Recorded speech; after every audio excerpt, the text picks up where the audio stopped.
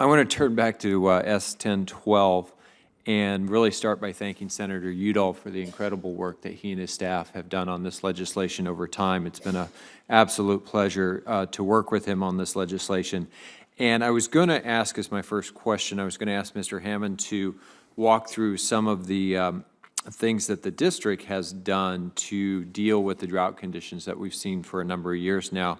I think you've effectively done that, but I want to take this as an opportunity to commend you and commend your board members. We have seen more proactive measures taken in the last couple of years than in many, many years before, and it really is I think a testament to your board members and your leadership, just how active you've been on this front and how much progress is being made. So I want to say thank you. Mr. Hammond, how might we facilitate water leasing as we're looking at setting up a pilot project? How do we make sure we do that in a way that's beneficial for water rights holders as well as for the natural environment? Thank you, Mr. Chairman.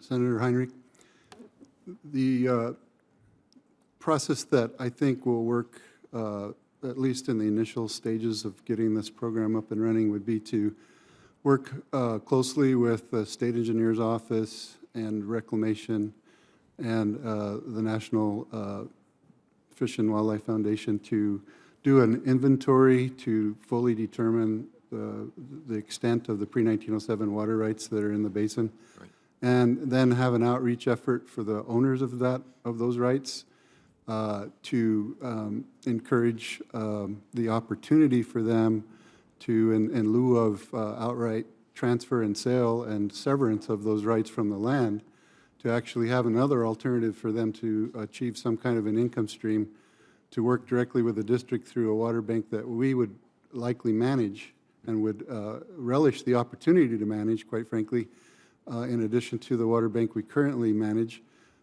to afford those folks that opportunity. And then we would work with various NGOs and Reclamation and others to determine how a in-stream flow process might work and how you convert a irrigation right that doesn't have storage rights to a storage right that can be used in a way that can protect the species of interest during the summer months when we have the most trouble, right, keeping the river from drying out below Isleta diversion dam. So that would be the focus that we would work on there. Excellent. Before my time's out, I want to switch over to Mr. Cameron real quickly. Can you talk a little bit about how the Bureau has used water leasing in other basins to help ameliorate some of the drought stresses that some of our basins are under?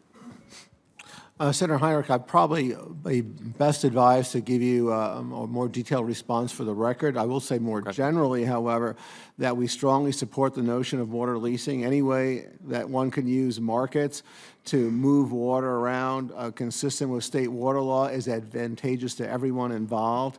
So we strongly support the notion, and I can give you perhaps some detailed examples for the record. That'd be just fine. Real quick, my last question for you, Mr. Cameron. Would greater flexibility in authorization language for dam and reservoir management help the Bureau better respond to droughts? Yes, I think it would, Senator, and we'd welcome that. That would be helpful. Frankly, in a drought situation, need as much flexibility as you can get your hands on. Yeah, I hear you.